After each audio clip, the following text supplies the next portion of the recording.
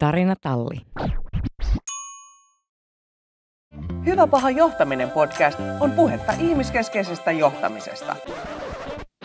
Seuranasi johtamisasiantuntija ja Blanchard Global Partner Janne Annunen sekä organisaatiopsykologi, yrittäjä ja työelämän tutkimusmatkailija Jaakko Sahimaa. Jaakko, mitä sulla tulee mieleen sanasta palaute?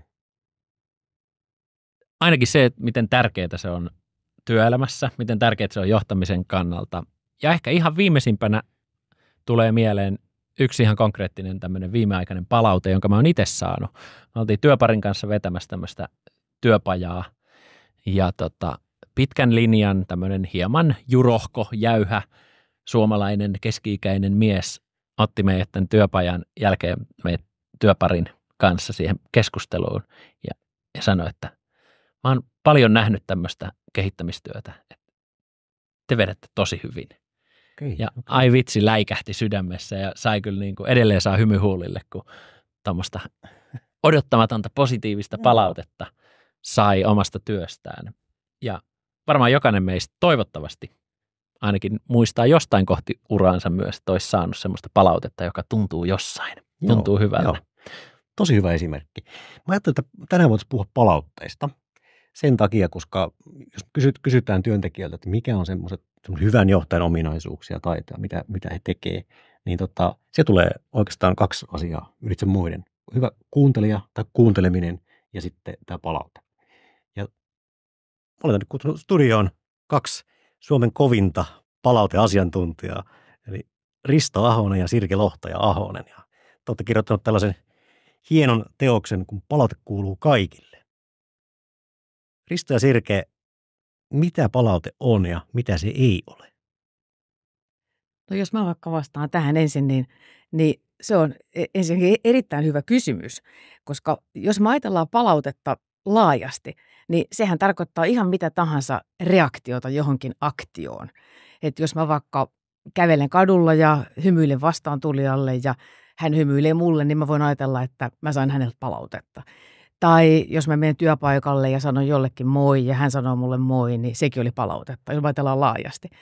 Mutta sitten kun me mietitään näitä ilmapiiritutkimuksia, henkilöstötutkimuksia, ja kun ihmiset haluaa melkein kaikissa työpaikoissa saada palautetta enemmän kuin he saa, niin eihän he sitä halua, että he haluaa mitä tahansa reaktiota johonkin aktioon, vaan he haluaa jotakin muuta. He haluaa sellaista, että mikä auttaa heitä kehittymään.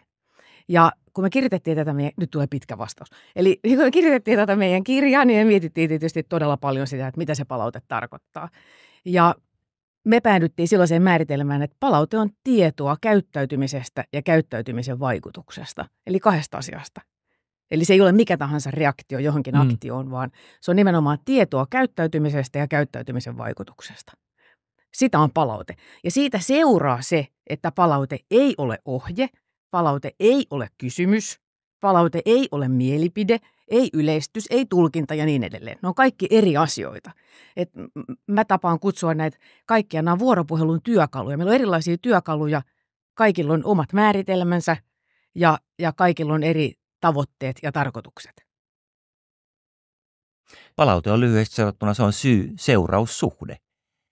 Tavallaan niin kuin laajastikin ajateltuna, mutta tässä tapauksessa, kun me puhutaan työelämästä tai miksei yksityiselämästäkin ja kodista, niin palautteella tarkoitetaan johonkin tilanteeseen sidottua toimintaa, käyttäytymistä ja sen vaikutusta. Ja me halutaan sen palautteen avulla tehdä se näkyväksi. Tämä on mun mielestä jotenkin tosi havahduttava ajatus siitä, että laajasti ajateltuna palaute on mikä tahansa reaktio. Ja näinhän se on. Ja sitten samaan aikaan just näitä, jos me vaikka niissä henkilöstötyytyväisyyskyselyissä tai muissa saadaan palaute, että ihmiset kaipaisi lisää palautetta työstään tai johtajilta tai esihenkilöiltä, niin harvoin se he kaipaa sitten sitä, että heille nyökytellään, vaan että kai se on jonkinlaista suullista palautetta just siitä, että mitä mä voisin kehittyä, mitä mä voisin tehdä toisin. Just niin. Ja anteeksi, mä keskeytän. Tai sano vaan loppuun. Anna tulla vaan.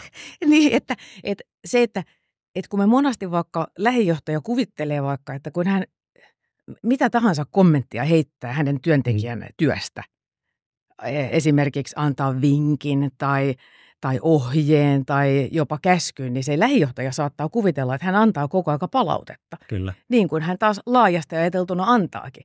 Mutta kun ne ihmiset, jotka toivoo sitä palautetta, niin eihän ne sitä toivo, että lisää ohjeita, lisää käskyjä, lisää vinkkejä, vaan nimenomaan tietoa siitä, että hei, miten mä oon pärjännyt, osasinkohan mä ton homman nyt ton mun johtajan mielestä vai en. Sitähän me toivotaan. Ja mä haluan täsmentää tässä vielä, että mennä takaisin, että palaute on siis havainto käyttäytymisestä ja sen vaikutuksesta. Nämä kaksi asiaa, havainto käyttäytymisestä ja vaikutuksesta. Sen takia palautetta ei ole se, että mä annan ehdotuksen tai että mä suunnittelen toisen käyttäytymistä jatkossa, vaan se on hänen tehtävänsä. Koska kun minä annan palautteen vaikka sinulle, niin kuka sen omistaa sen jälkeen? Sinä. Mä luovutan palautteen, annan sen ikään kuin lahjana, ja kun lahjan omistaja sen saa, niin hän päättää sen siitä, että miten hän käyttää sen palautteen hyväkseen. Ja tämä on se niin kuin keskeinen juttu siinä, että me saadaan palaute liikkumaan ihan yhtä lailla ylhäältä alas, mutta ennen kaikkea alhaalta ylös, mikä on todennäköisesti aika usein tärkeämpää, ja sivusuuntaan, mikä on kaikkein vaikeinta. Ja tämä on musta erinomainen niin kuin tulkinta, että se on palautetta käyttäytymisestä, joka voidaan siis havaita aisteilla tai tuntea. Kyllä. Juuri näin. Jollakin tavalla. Ja tämä on mun mielestä tosi niin kuin oleellinen juttu. Että se niin ei ole vaan semmoinen joku jostain tullut mielipide asiasta, vaan sä voit todeta, että hei, sun käytös johti tällaiseen reaktioon, tällaisiin tunteisiin minussa. Nimenomaan näin. Eli me havaitaan joku käyttäytyminen nimenomaan aisteilla ja nimenomaan niillä perinteisillä 5 aistilla. Eli mä voin kuulla tai nähdä jotain, mä voin kenties, riippuu toimialasta, mä voin haistaa tai maistaa jotain tai tuntea jotain ihollani, siis vaikka kosketuksen tai jonkun. Mutta se ei ole sellaista, että mulla on semmoinen hytinä nyt, että tässä on joku semmoinen 6. aisti mukana, vaan se on nimenomaan, se voisi nähdä vaikka videolta tai jostain muusta tallenteelta. Joo. Mitä se sitten on, jos on se semmoinen mututuntuma jostain hytinä? Se on tulkinta tai oletus siitä, että tässä on nyt jotain. Helposti me aletaan, varsinkin analyyttiset ihmiset alkaa helposti miettiä, sen sijaan, että he keskittyisivät antamaan palautetta, niin aletaankin miettiä, miksi toi ihminen teki näin ja näin. Joo. Ja silloin tulee heti niitä tulkintoja. Me aletaan itse miettiä, että hän teki siksi näin, että hän on just eronnut tai hän on alkoholisoitunut tai hän on tollainen persoona. Ja sitten me aletaan miettiä jotain juttuja siellä takana. Jos mä nyt vähän kärjistän, ne on kaikki epäolennaisuuksia, koska lopulta käyttäytyminen, eli se jäävuoren huippu, se ratkaisee sen, että millaisia käyttöliittymiä me tarjotaan toinen toisillemme. Kyllä. Et ihan riippumatta siitä, millaisia ajatuksia, tunteita, persoonia, luonteita, arvoja ja uskomuksia siellä käyttäytymisen taustalla on. Joo. Tuohon voisi vielä ottaa sellaisen niin kuin, mihin se käyttäytyminen liittyy. Että mitä käyttäytymistä se on, mihin me peilataan sitä. Toi on tosi tärkeä juttu ja mä haluaisin tehdä teille kohta kysymyksen, koska olette odotamme jännityksellä sitä. asiantuntijoita tässä alueessa, kun me ajatellaan sitä, että mistä palautetta annetaan, minkälaista käyttäytymistä. Toki tietysti kannustavaa palautetta annetaan, kun nähdään, että joku menee hirveän hienosti tai korjaavaa palautetta tarpeen tullen. Mutta ennen kaikkea me annetaan palautetta sen takia, että me halutaan antaa toiselle mahdollisuus kehittyä. Eli me annetaan kaikki korjaava ja kannustava palaute on rakentavaa palautetta, edistää kehittymistä. Ja silloin me annetaan sitä tavoitteiden tai tehtävien suoritusten mukaan. Mutta sen lisäksi me annetaan palautetta arvojen mukaisesta käyttäytymisestä. Ja tämä onkin mulle se kysymys teille. Te olette montaa organisaatiota tutkinut, te olette ollut mukana kehittämässä toimintaa ja liiketoiminnan kehittäminen on yksi alue, mutta toinen on se organisaation kulttuurin ja arvojen mukainen toiminta. Oletteko te nähnyt, millä tavalla palautetta hyödynnetään siellä? Kumpi aloittaa? Anna mennä. Joo, siis tämä on ihan hyvä kysymys ja nimenomaan nyt oli täsmennys, että se liittyy siihen tavoitteiden mukaiseen käyttäytymiseen toimintaan tai sitten niihin organisaation arvoihin, pelisääntöihin, mikä on myöskin aika tyypillinen varmasti tilanne, mistä voidaan ja on tarpeen antaa sitä feedbackia niin sanotusti. Mutta hankala kysymys, Risto, kaiken kaikkiaan, että aika vähän näen sellaista tilannetta, että oikeasti niin kuin annetaan palautetta siihen arvoihin liittyvistä asioista. Ja ehkä niin kuin oma ajatus on se, että miten paljon olisi niin kuin potentiaalia ja paljon mahdollisuuksia myös tämmöisissäkin asioissa nostaa esiin palautteen kautta myös sitä, että missä meillä toimitaan esimerkiksi niiden arvojen mukaisesti tai missä ikään kuin sitä positiivista. Just niin. Ja sitten helpostihan puhutaan tämmöistä negatiivisuusharhasta ja muusta, että sittenhän meillä katse kääntyy usein aina niihin epäkohtiin ja haasteisiin ja ongelmiin ja missä nyt on menty toisin kuin ehkä pitäisi. Ja sitten miten hirveän voimaannuttavaa se on se palaute myös työyhteisötasolla, myös niistä asioista, että missä meillä niin kuin toimitaan juuri meidän niiden arvojen mukaisesti tai muuta. Kyllä. Tässä on, jos sä jatkat kohta pari sanaa palauteperiaatteesta, niin mä haluaisin sanoa tähän vielä sen, että mun mielestä nimenomaan palautetta käytetään kohtuullisesti hyväksi kehittymisasioissa ja tämän tyyppisissä niin kuin asiakysymyksissä, mutta arvo- ja pelisääntöpuolella ei. Tämä on mun havaintoni. Ja niitä yhdistää se asia, että palautetta annetaan asioista, mistä me ollaan sovittu.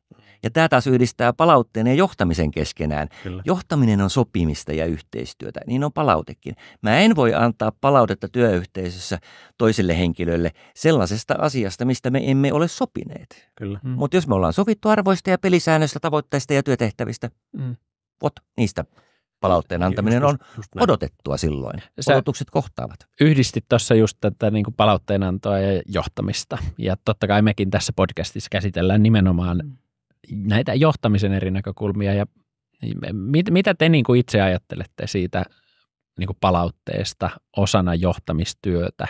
Mikä merkitys, mikä rooli esihenkilötyössä tai sitten jos sä oot korkeammassa johtamispositiossa, niin sillä palautteen antamisen taidoilla, palautteen antamisella muulla on sen niin kuin johtamistyössä onnistumisen kannalta? No mä ajatellaan, Risto katsoo palautetta ja johtamista, niin johtamisen näkökulmasta, mä katson viestinnän näkökulmasta, niin meillä on sama käsitys siitä, että jos me ajatellaan, mitä johtaminen tarkoittaa, niin meille ja mulle se tarkoittaa sitä, että johtaminen on samaa kuin palveleminen ja auttaminen. Ja jos me ajatellaan, että johtaminen tarkoittaa tätä, niin mehän voidaan kaikki silloin johtaa toinen toisiamme, eli auttaa, eli palvella toinen toisiamme. Ja mä ajatellaan, että palaute on sama kaikille.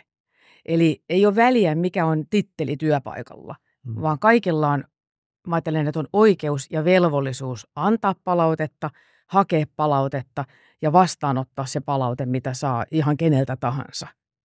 Ja silloin, jos me saadaan palaute liikkumaan tällä tavalla, kaikki antaa palautetta kaikille, siis arjessa, eikä niin, että se on joku kehityskeskustelu 2 kertaa vuodessa, vaan että sitä tulee koko ajan, niin kuin joka viikko, vähintään joka viikko tulee palautetta, niin mieluiten joka päivä. Niin silloinhan siitä tulee paras tuki johtamiselle. Joo. Eli silloin me voidaan johtaa, eli auttaa, eli palvella koko aika toinen toisiamme. Oliko tämä vastaus sun kysymykseen? Se oli hyvä vastaus kysymykseen. Mitä ajatuksia, Risto?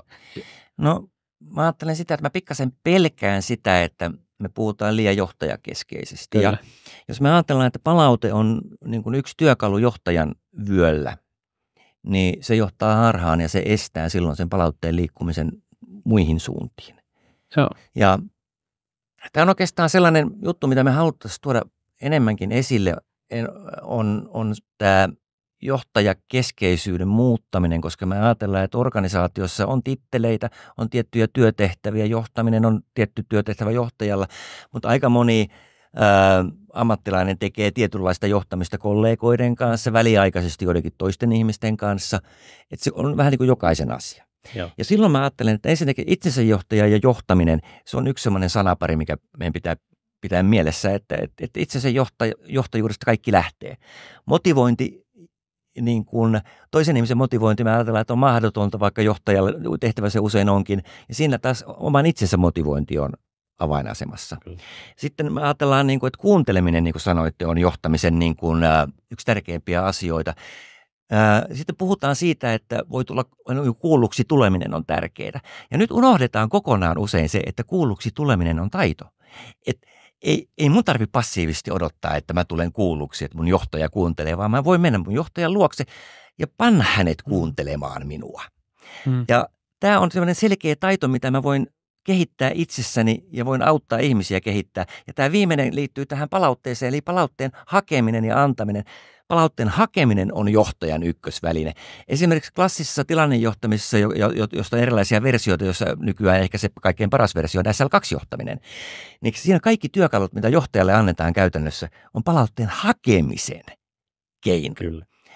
Ja palautteen hakeminen on keino, millä tavalla me saadaan vietyä palautekulttuuri eteenpäin, koska silloin me asetetaan itsemme roolimalleina peliin ja työntekijät ja kaikki ympärillä olevat ymmärtää, että hei, palautteen hakeminenhan on, pomokin tekee niin. Kyllä.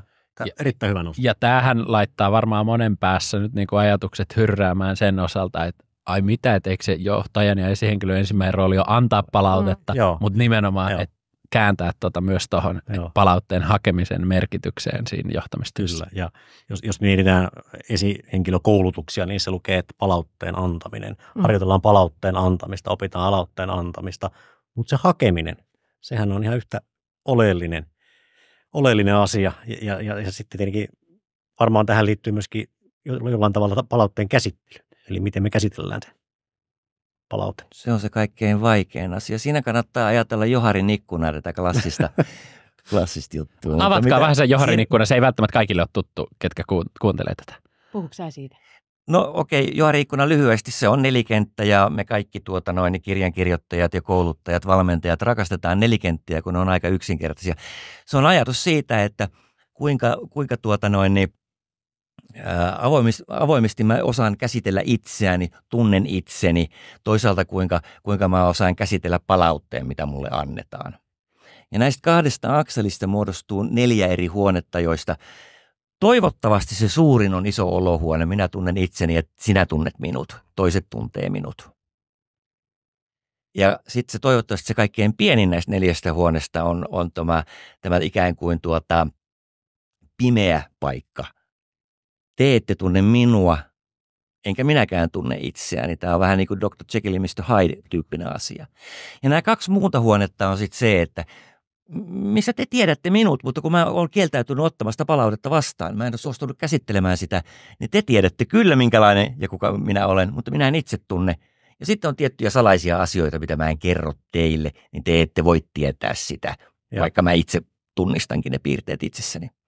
Ja tämä tuo esille vaan sen palautteen käsittelemisen merkityksen, että mä pystyn pienentämään niitä pimeitä alueita, itselleni tuntemattomia alueita.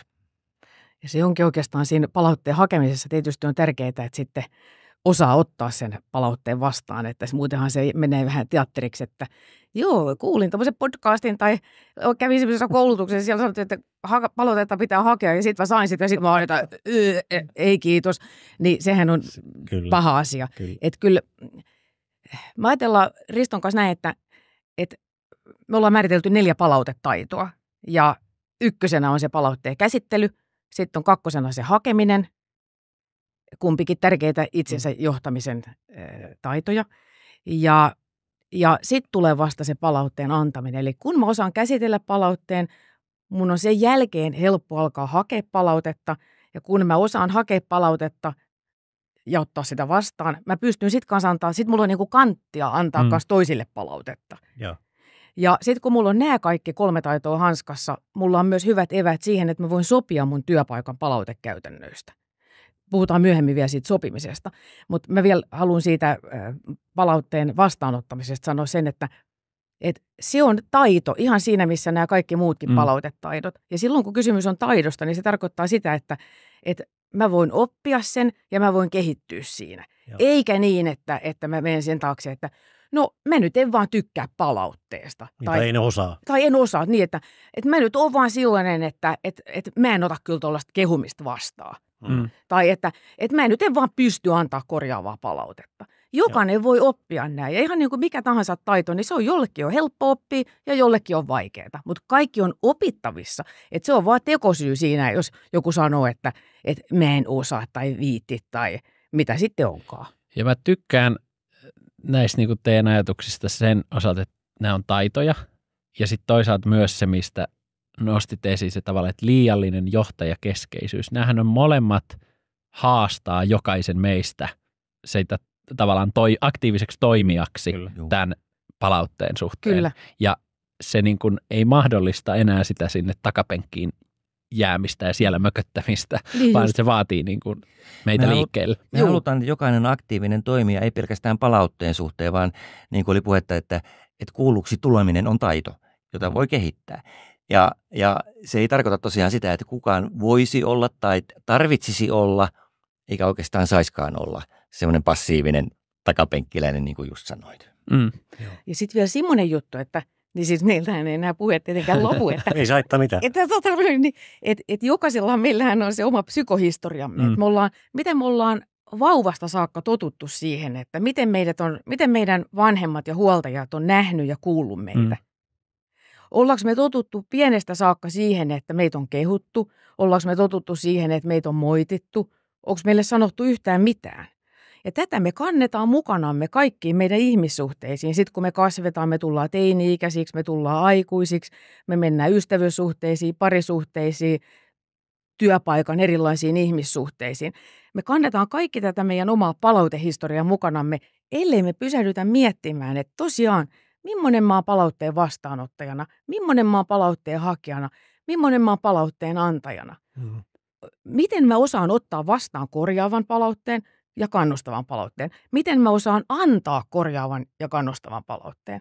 Ja me kaikki, jotka ollaan pysähdytty näiden asioiden äärelle, niin meillä on silloin jokaisella oma kehitystarinamme kerrottavana. Että mä en tunne ketään ihmistä, joka olisi niin kuin, että hei, olen aivan synnyin upeana palautetaiturina ja sitten ihan kehityin vielä upeammaksi, vaan että kyllä me kaikilla on ollut jotkut omat kompastuskivemme ja me kaikki voidaan niiden yli päästä, jos vaan halutaan. Sirke, Risto ja Jaakko, onko tämmöisen vaikuttavan palautteeseen olemassa jotain hyviä käytänteitä, kaavoja, mitä tahansa, malleja? No meidän vaikuttavan palautteen kaava on yksinkertainen, että siinä on 2 osaa, havainto ja vaikutus. Ja se on suoraa puhetta. Ja suora puhe ei ole perkeleitä, vaan se on selvää puhetta siitä, havainto, näin sä teit, ja vaikutus, näin sun käyttäytyminen vaikutti minuun. Mä voin myös kertoa sen, miten se vaikutti sinuun ja sun tavoitteiden saavuttamiseen, mutta kaikkein tehokkainta se on, kun mä kerron, miten se vaikutti minuun. Kyllä. Eli se pihvi ainoastaan sieltä. Niin, se on vaan se pihvi. Ja sitten mikä on oikeastaan se tärkein osa, mistä mä tiedän, että Risto tykkää, kun mä oon niin puhelia, siis Risto on vähän hiljaisempi, niin Risto aina muistuttaa, että sen jälkeen pitää tulla piste. Se on ehkä se vielä kaikkein tärkein osa oikeastaan, voisi ajatella tätä vaikuttavaa palautetta. Näin sä teit ja näin se vaikutti minuun, piste.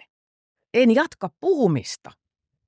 Joo. Minäkin voisin olla hetken hiljaa. Risto. No mä haluaisin sanoa tuon pisteeseen, koska se on äärimmäisen tärkeä asia, mutta sitä enemmän sanon kuitenkin tähän, että kun me ajatellaan, että se palautteen kaava, vaikuttavan palautteen kaava on niin yksinkertainen, että se on havainto, mitä mä oon katsonut, että mitä sä oot tehnyt, ja sitten se vaikutus. Se vaikutus on ehkä enemmän minuun, mutta tarvittaisiin jonnekin muualle, mutta nimenomaan minuun, koska se on aina totta. Kyllä. Se on ainoa osa tästä, mikä on totta, koska mun havainto voi olla kuitenkin vähän väärä. Mutta tähän havaintoon mä toivoisin, että siihen lisätään se konteksti, eli se tilanne. Koska jos mä en lisää sitä tilannetta, että missä tämä tarkkaan ottaen on tapahtunut, niin siitä tulee helposti yleistys. Jep. Ja sitä me halutaan varoa. Eli tavallaan tämä tämmöinen niin kuin tilannesidonnainen konteksti on tosi tärkeä. Tilanne, havainto, vaikutus. Mutta sitten pisteestä mä haluan kuitenkin sanoa, että tähän liittyy yhtä lailla johtamiseen. Ja kun me puhutaan vuoropuhelun keskeisistä taidoista, erilaisista kysymyksistä, palautetaidoista ja kuuntelemisen taidoista, mä ajatellaan, että ne on keskeisiä. Niin kaikkiin näihin liittyy tietysti se pisteen paneminen, kuunteluun totta kai, mutta yhtä lailla kysymysten tekoon. Ja tämä on johtajien suurin ongelma käytännön vuoropuhelutaidoissa. Se, että he eivät voi lopettaa puhumista. Jos he tekevät kysymyksen tai antavat palautteen, niin heidän täytyy pitää suunsa kiinni sen jälkeen antaa toiselle tilaa. Mutta mitä käy? Kun mä teen kysymyksen, Jaakko, sinulle, jos sä oot mun työntekijä, ja sä et vastaa mulle 5 sekuntiin, niin mitä mä teen sitten? Alat itse täyttämään sen kiusallisen hiljaisuuden omilla sanoilla. Aivan oikein. Omilla viisauden sanoilla. Se on asia, mikä pitää ensimmäisenä opetella olemaan hiljaa. Kyllä. Sietää kiusallista hiljaisuutta. Kyllä. Joo. Minuuttikin on pitkä. Haluatko se jatkaa tuohon? Mä niin kuin haluan jatkaa siihen näkökulmaan, mikä on mun mielestä oivallinen tässä, mikä on noussut esiin, se, että se palautteen anto tai palaute ja sitten se tavallaan, että semmoisten ylimääräisten tulkintojen tekeminen, siis tavallaan se ajatus taas, että piste, eikä jatketa välttämättä niihin mutuiluihin ja tulkintoihin. Juuri näin. Siitä, että sillä on varmaan niin kuin oma tilansa ja oma paikkansa. Kyllä. Ja sille niin kuin analyysin ja tulkinnan tekemiselle, ja koska useinhan tulkinnat ovat sitten myös ehkä, välillä voi olla virheellisiä. Kyllä, ja aika usein ovat. Ja Niin. usein ne on sitten vielä, usein on vielä joo. kielteisiä, Kyllä. että ne menee vielä siihen suuntaan. Ja Sitten, onko no sano vaan, ole hyvä. no mä sanon siitä pisteestä vielä, Joo. että se piste, että jos mä ajatellaan näin, että palautteen tarkoitus on auttaa toista ihmistä kehittymään, ja palautteen tavoitteena on se, että toinen ihminen ymmärtää oman käyttäytymisensä ja sen vaikutuksen, ja lisäksi ottaa käyttäytymisestään vastuun. Joo. Piste on se, joka siirtää sen vastuun sille palautteen vastaanottajalle. Muutahan mä palautteen antajana pidän koko aika häntä niin kuin hyppysissäni. Joo. Ja kun mä oon hiljaa, niin hänen on pakko vastata mulle jotakin. Hän vastaa jotakin, mitä hän juuri kuuli. Ja mitä kirkkaampana mä oon pitänyt mun viestini, eli mitä lyhyempänä mä oon pitänyt se mun viestini, kertonut täsmällisesti havainnon ja vaikutuksen, ja sit mä oon hiljaa. Ei hänellä ollut muuta vaihtoehtoa muuta kuin ottaa kantaa siihen, mitä hän juuri kuuli. Ja tämä on mun mielestä tosi mielenkiintoinen, koska mä olin itse juuri jatkamassa tätä samaa ajatusta, siis että sen vastuun, tavallaan pallon heittäminen. Että jos sä niin kuin johtajana esihenkilönä kaikessa suuressa viisaudessasi jatkat sen pisteen jälkeen ja sä alat tekemään sitä tulkintaa ja sä alat tekemään analyysiä toisen puolesta, niin silloin just se pallo ei siirry. Ja sittenhän siinä tulee, etenkin jos siellä tulee virhetulkintoja ja muuta, niin kyllähän siinä ihminen menee myös paljon herkemmin semmoiseen defensiiviseen tilaan. Kyllä. Että tavallaan ikään kuin Just puolustusreaktiot lähtee nousemaan. Hyvä. Kun taas, jos se jätetään siihen pisteeseen, niin se kutsuu tavallaan toisen ehkä paremmin sieltä poterosta myös niin kuin esille Just ottamaan sit vastuuta ja Kyllä. osallistumaan. Me ollaan Joo. aika paljon seurattu amerikkalaista tutkimusta tässä, kun siellä on paljon semmoista käytännönläheistä tutkimusta. Ja mun mielestä se on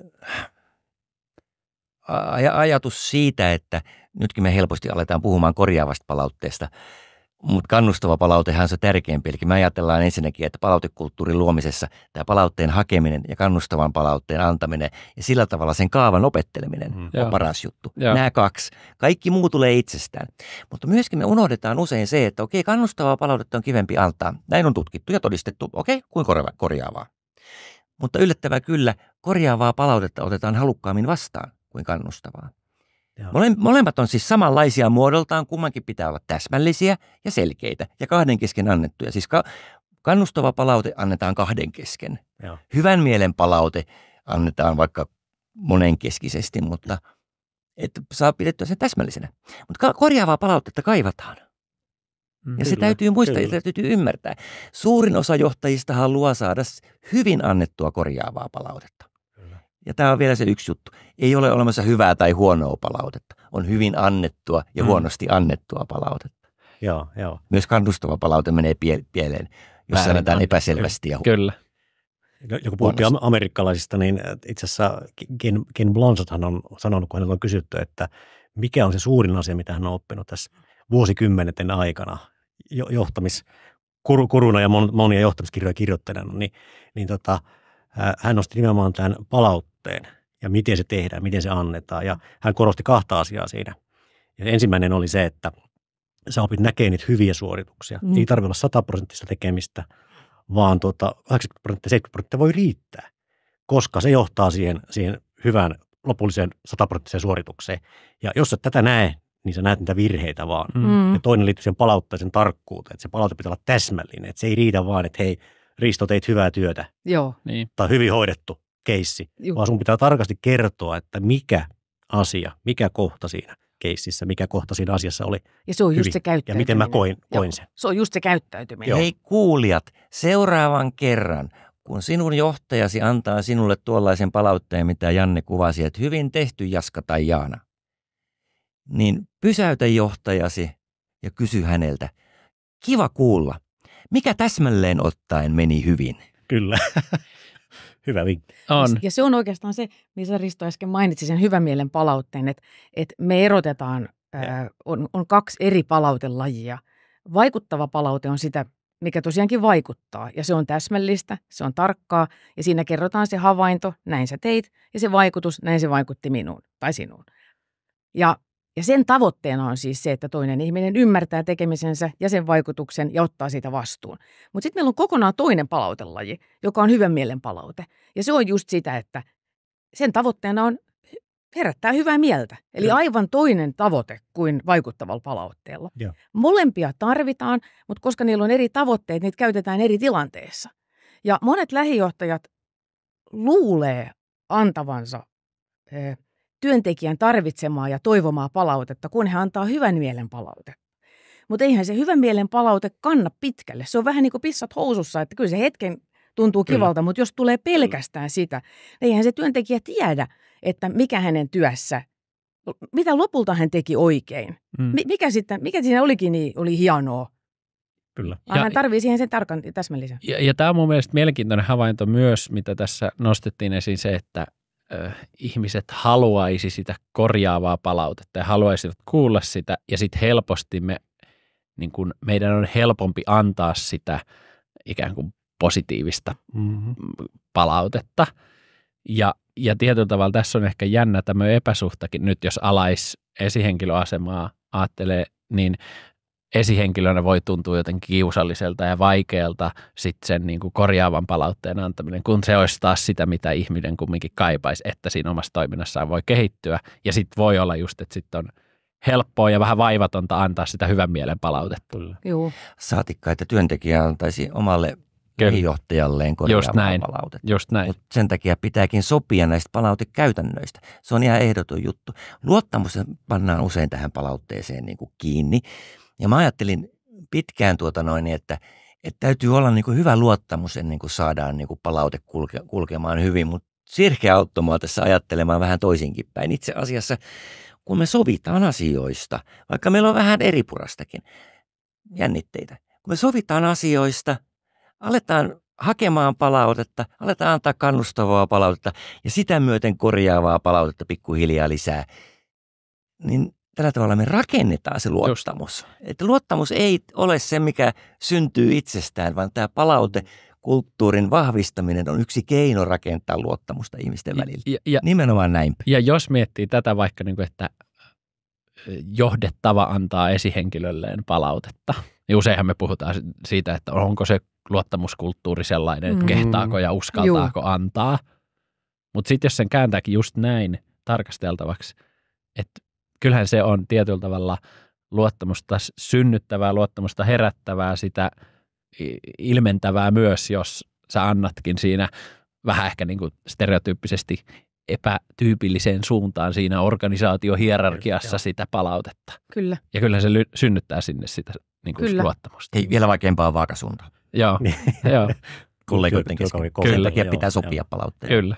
Miten tämmöinen niin kuin organisaatio- tiimitason, te puhuitte sopimuksesta, palautekäytänteistä, niin miten nämä niin kuin tehdään käytännössä? No, kaikilla työpaikoillahan vallitsee jonkinlainen palautekulttuuri. Me paljon kuullaan meidän koulutuksissa sitä, että ihmiset sanoo, että meillä ei ole mitään palautekulttuuria, mutta kyllä kaikilla joku on. Se jollain voi olla semmoinen, että kukaan ei anna palautetta kenellekään. Tai jollain voi olla se, että nyt katsotaan vaan virheitä ja nyt tulee palautetta. Eli nyt tulee niin kuin tätä, sinä teit väärin. Mutta kaikilla on siis joku kulttuuri. Ja jos me halutaan lähteä sitä muuttamaan, niin kyllä me suositellaan lämpimästi sitä, että ensin keskustellaan. Ajatellaan vaikka tiimin kesken. Että me voidaan ajatella vaikka, tai jos otetaan se kaikkein niin kuin pienin yksikkö, on työpari.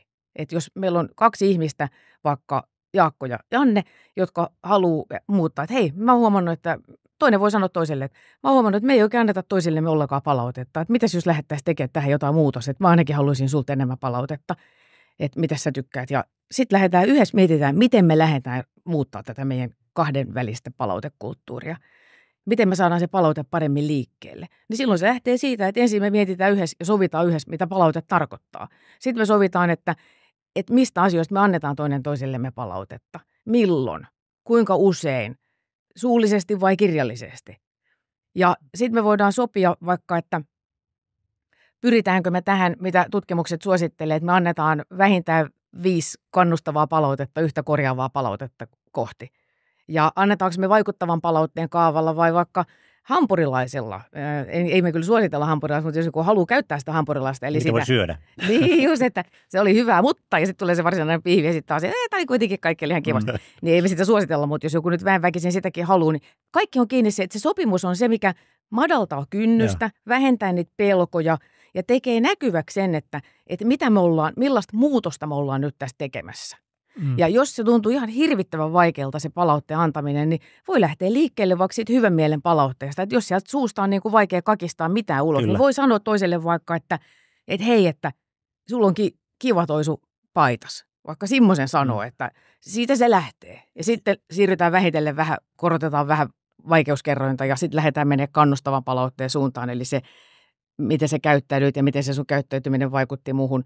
Ja sitten kun alkaa nämä hommat sujuu, niin sitten voidaan siirtyä jopa siihen korjaavaan palautteeseen. Kyllä. Mä haluan tuohon lisätä, kun Sirke aikanaan kertoi joku porukka, mitä sä valmensit, niin heiltä joku keksi heidän oman porukkansa palautesopimukseksi 2 lausetta. Me sovimme niin, että minä lupaan kuunnella, kun kerrot, mitä sinä haluat minulle kertoa. Niin se oli, että jos sinä kerrot minulle näkemyksesi, niin minä lupaan kuunnella. No okei, näin. Jotenkin näin, tähän tyyliin, että se voi olla lyhimmillä ihan tällainen. Niin, mikä mun mielestä on ihan vallottava, siis ihan mahdottoman hieno. Ja kun me puhutaan palautesopimuksesta, niin se ei siis tarkoita sitä, että 10-sivuinen dokumentti. Sähköisellä allekirjoitusalustalla lähetetään sopimus allekirjoitettavaksi. Vaan se voi olla tosikin lyhimmillään ihan tämmöinen yksi virke, mutta kunhan se on kirjoitettu johonkin, niin sitten se on sama kaikille. Ja kun jokainen ymmärtää, että se voi käyttää ihan vaikka jo perehdyttämiseen tai jopa rekrytoinnin välineenä, että meidän työpaikalla on sitten tapana toimia palautteen kanssa tällä tavalla, että tervetuloa joukkoon. Kyllä. Saanko mä antaa teille palautetta? Mä harjoittelen. Joo, kiitos. Teidän tapa haastaa semmoista, nämä niin kuin tavat, joita te nostatte esiin, joilla te haastatte semmoisia stereotyyppisiä, helppoja vastauksia, helppoja ajatuksia, niin ne saa mun aivonystyrät kuhisemaan jotenkin. Tämä on niin kuin tosi mielenkiintoinen, miten te pystytte niin kuin haastamaan ehkä semmoista vähän turhan stereotyyppisiäkin ajatuksia tähän palautekulttuuriin, palautteen antamiseen liittyen. Kiitos, tosi mukava kuulla.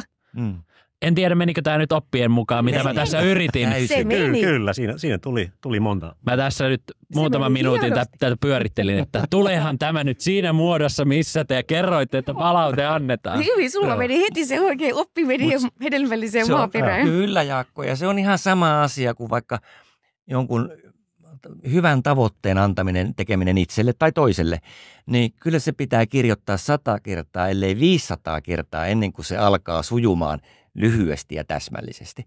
Mutta palautetta, kun me annetaan suullisesti ja niitä vaan mahdollisuuksia on joka päivä monta kappaletta, niin se 100 tai 500 kertaa tapahtuu parissa viikossa, niin 21 päivää ja olet palautteen hakemisen ja antamisen ammattilainen. Kyllä. Mäpä kerron tämmöisen oman kehitystarinani. Mua on aina paljon kehuttu lapsena, ihan pienestä saakka. Mulla on käynyt hyvä tuuri, että on ollut sellaiset vanhemmat, jotka on paljon kehunut ja on myös moitittu silloin, kun on ollut moittimisen paikkaa, mutta enemmän on kehuttu. Ja mulla on tullut varmaan ihan sen ansiosta hyvä itsetunto ja mun on ollut sitten varmaan sen turvin, niin helppo ottaa aina palautetta vastaan. On se sitten ollut korjaava tai kannustavaa, siis työelämässä asiakkailta ja muilta. Ja mun on ollut helppo aina antaa muille ihmisille myös sitä hyvän mielen palautetta. Kehua, että oi kun sä oot ihana ja oi kun sun kanssa on niin kiva tehdä töitä ja tämmöisiä mun on ollut helppo sanoa. Ja mutta korjaavaa palautetta mun on ollut ihan siis aivan mahdoton antaa, että mulla on ollut miellyttämisen halu on ollut suuri ja en ole halunnut mitään konflikteja ja on välttänyt niitä. Kunnes sitten 40-vuotiaana niin mulla sitten jouduin, en sano edes valitettavasti, vaan onneksi. Tuli niin paha kriisi työelämässä ja kun mä siitä sitten toivuin, siinä meni vuoden verran, niin niin mä siinä pohdin sitten, että miten tilanne pääsi etenemään näin pahaksi toisen ihmisen kanssa. Joo. Ja mä tulin siihen lopputulokseen, että se johtui siitä, että mä en pystynyt antaa korjaavaa palautetta hänelle ajoissa, vaan tilanne pääsi pahenemaan. Ja mä tajusin myös, että mä en myöskään pystynyt, mä yritin antaa sitä korjaavaa palautetta hänelle, mutta hän pystyi puhumaan niin kuin mustan valkoiseksi mun näkökulmastani, että mä en pysynyt siinä kiinni sen mun palautteessa, niin mä peräännyin siitä. Ja mä päätin silloin, siis 40-vuotiaana, että nyt mä opettelen tämän korjaavan palautteen antamiseen, että mä en halua enää tämmöistä toistamiseen mun elämääni. Ja niin mä sitten tein, se oli aivan hirvittävän vaikeeta. Ja sitten ensimmäiset kerrat, kun mä annoin korjaavaa palautetta, niin mä kirjoitin kotona, siis työkaverille, mä muistan hyvin tämän tilanteen, niin kirjoitin vuorosanat itselleni paperille. Ja sitten mä tein vielä eri skenaarioita, että miten jos hän vastaa näin, niin miten mä sitten sanon. Ja jos hän vastaa noin, niin mitä mä sitten sanon. Ja mä muistan, kun mä olin ihan kauhuissani, mutta mä olin päättänyt, että nyt mä annan tämän ja vaikka mikä olisi. Ja niin mä sitten annoin sen ja se menikin oikein hyvin. Ja tämmöisiä vuorosanoja mä kirjoittelin itselleni varmaan 2 vuoden ajan. Mutta tästä on nyt aikaa. En tarvitse enää vuorosanojen kirjoittamista etukäteen, vaan nyt mulla menee oikein hyvin. Korjaavan ja kannustavan palautteen antaminen. Että se on ollut oikeastaan yksi mun elämän parhaimpia päätöksiä. Mutta se edellytti tietoista valintaa, eli siis päätöksen tekemistä. Eikä sitä, että mä vaan niin kuin ajopuuna, vaan että voi ja sitten kihisen raivosta kotona, kun en sitten saanut suutani auki. Musta tuntuu, että viesti, mitä te tuotte tässä niin kuin palautteesta tavallaan taitona, sen hakeminen, sen niin kuin antaminen, korjaava, positiivinen palaute. Näähän on niin kuin näiden vaikutus sen lisäksi, että se on johtamistyössä ylipäänsä työelämää koskee, mutta tämähän on niin kuin paljon laajempi. Kyllä. Kaikenlaisiin ihmissuhteisiin, erilaiset ihmissuhteiden konfliktit ja muut, niin aika paljon itse asiassa, kun lähtee kelaamaan, niin aika paljon olisi estettävissä tai ratkaistavissa tai tiettyjä mutkia suoristettavissa sen kautta, että me osattaisiin antaa ja hakea ja kaikkea muuta sen palautteen osalta. Kyllä. Saanko mä... Tärkeä ihmissuhdetaito. Kyllä. Saanko mä ottaa pikkasen niin kuin rinnakkaisen asian tähän vielä, koska se liittyy siihen palautteen selkeyteen ja yksinkertaisuuteen. Se liittyy siihen, että me helposti ajatellaan organisaatiossa tietysti, että palaute on jotenkin herkkinen asia. No nyt me ollaan puhuttu siitä, että ei se oikeasti ole. Mutta sitten me ollaan ja pelätty sitä korjaavan palautteen antamista, mutta kun ihmiset haluaa sitä, ei sekään ole vaikeaa. Mutta sitten mietitään sitä, että se on kuitenkin monimutkainen tai jotenkin niin, että mitenkä mä saisin sen simppeliksi.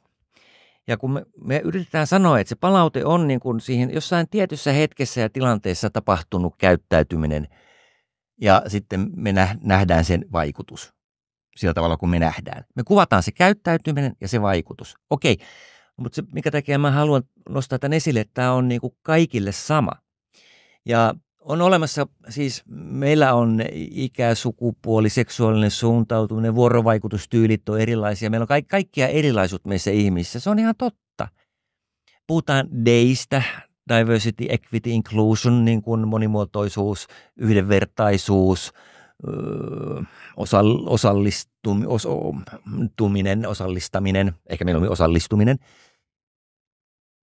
Moninaisuus on niin kuin ja erilaisuus on niin kuin 2 semmoista niin kuin haastavaa asiaa ollut. Mun mielestä me ollaan puhuttu niin valtavan paljon erilaisuudesta viime vuosina, ja kun oikeasti meidän pitäisi puhua moninaisuudesta, eli samanlaisuudesta. Me ollaan samanlaisia me ihmiset. Siihenhän tämä DEIkin perustuu. Et meissä on vaan pieni pinta eri, ja meillä on sama sydän, meillä on samat haaveet, kaikilla on haaveet, eri haaveet. Mutta kun me ymmärretään tämä samanlaisuus, niin me pystytään olemaan empaattisia toisia kohtaan. Näinkö mä possun semmosena, että se antaa mulle keinoelimiä ja sitten loput mä syön? Vai näinkö mä sen hellyttävänä söpö kuin sika pienenä ja hellyttävänä olentona, jolloin mä mietin pikkasen enemmän se karsina oloja. Ja samoin mä mietin toisia ihmisiä paremmin, kun mä ymmärrän, että ne on samanlaisia. Palaute on aina samanlaista jokaiselle. Juuri siitä syystä, että se on simppeli, yksinkertainen asia. Kyllä, kyllä. Ja ne, otatko vielä esiin ne psykologiset perustarpeet? No psykologiset perustarpeet tietysti, sekin korostaa sitä, kuinka samanlaisia me ollaan. On olemassa Myers-Briggsia, diskiä, kaikkia mahdollisia tämmöisiä juttuja. Ja ne on tärkeitä ja kivoja asioita, mutta se, että kuinka me ollaan ihmisiä kaikki tai hetkinen eläviä olentoja kaikki, niin se on se juttu. Ja sen takia myöskin palaute on samanlainen kaikille. Joo. Jos menee ihan hiljaiseksi, kun kuuntelee heidän tarinoita. Voitaisiin ottaa vielä sellainen loppukaneetti tähän kaikilta, että mitä me halutaan jättää kuulijoille tästä palautteesta vielä näiden hienojen tarinoiden ja sanojen lisäksi.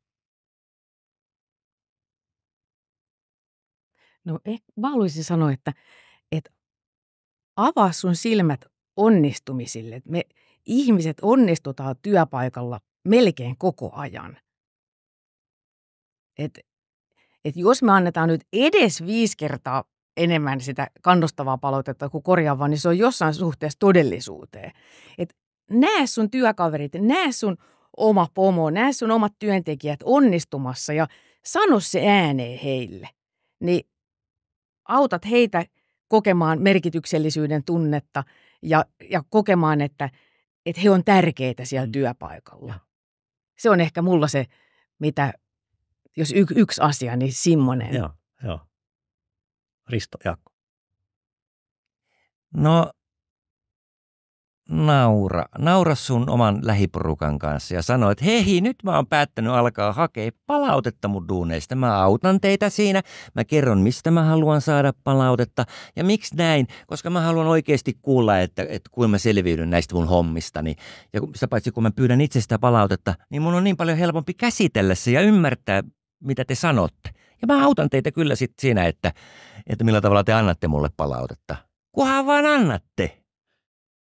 Mulle ehkä keskeisinä nostoina tästä tulee se toisaalta tämä palautteen hakeminen ja sitten se ajatus, että se palaute ei sisällä tai sen ei tarvitse eikä kannatakaan sisältää sitä mutuilua ja analyysiä ja tulkintaa.